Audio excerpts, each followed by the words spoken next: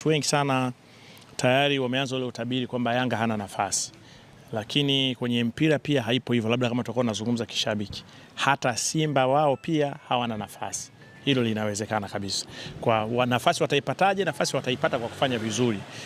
Mimi swali langu kwa watu wengi, kwa nini Yanga waogope timu za kaskazini?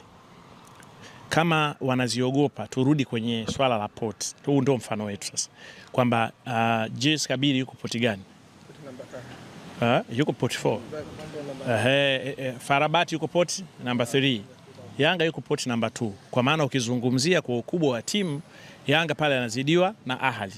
Hao wengine waliobaki kwa maana ya reference ya CAF na namna walivyoshiriki michuano, Yanga ni mkubwa kuliko hawa.